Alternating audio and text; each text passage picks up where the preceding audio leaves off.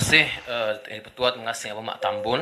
Bila menyebut tentang soal tata kelola, pengagihan projek, perolehan dan sebagainya, banyak isu-isu yang dibangkitkan sebelum PRU yang ke-15 yang lepas.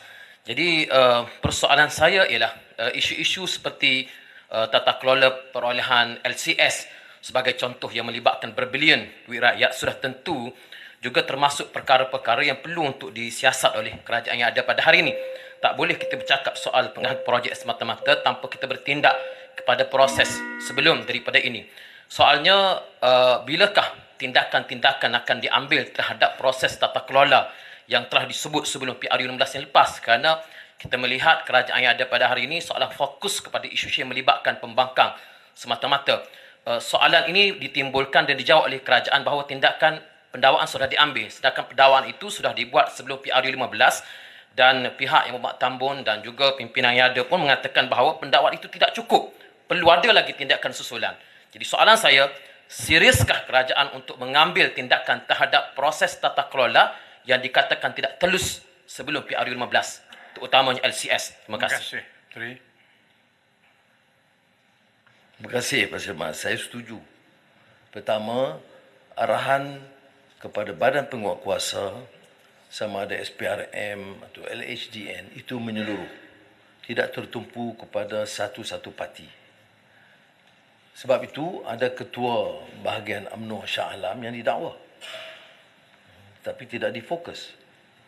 Maknanya sesiapa saja yang didapati oleh SPRM dan buktinya kukuh oleh Peguam Negara harus terima kenyataan pendakwaan. Janganlah bila kita ambil tindakan oleh kerana LCS tu kononnya melibatkan beberapa orang UMNO, itu perlu. Arahan saya ada. Arahan saya termasuk LCS dan saya ada di antara orang mengatakan pendakwaan peringkat awal LCS walaupun diakui ada pendakwaan, tapi saya setuju.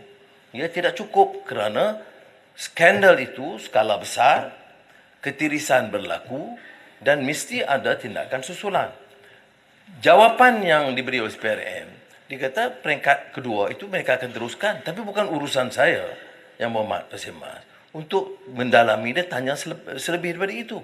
Nanti kalau saya buat begitu, ada lagi tuduhan pendakwaan terpilih. Tapi saya tegaskan di sini, di Parlimen, bahawa siasatan mesti diteruskan dan termasuk LCS kerana saya rasa tindakan yang sebelum ini tidak cukup untuk membongkar dan bertindak kepada orang-orang yang lebih utama yang dikatakan terlibat. Jadi biar siasatan itu diteruskan.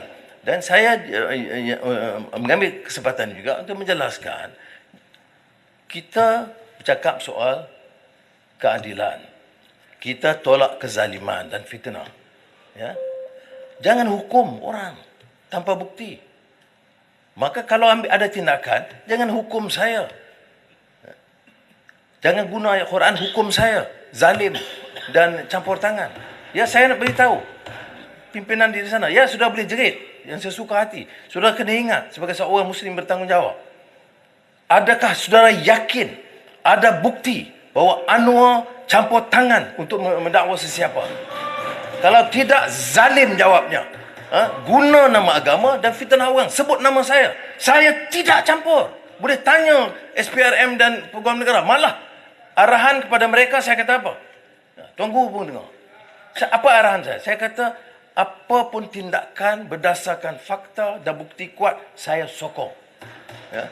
Tetapi jangan enayai, jangan ada satu alasan yang longgar yang boleh dicabar dan dipertikai.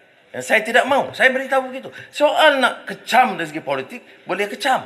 Tetapi ingat, jangan kita guna kedudukan untuk, pertama, salah. Perdana Menteri jangan guna kedudukan untuk mengenayai. Kalau bukti ada, naya macam mana? Saya tidak peduli. Ada orang kata, oh, timbalan Perdana Menteri. Timbalan Perdana Menteri ada. Kes masih di mahkamah. Saya tidak campur. Boleh tanya Ketua Hakim Negara. Boleh tanya Peguam Negara. Bila saya campur minta dikurangkan atau ditarik balik pertuduhan. Soal tomahan. Kita jangan mudah untuk menghukum. Ya. Saya bukan kelas politician yang murah begitu rupa.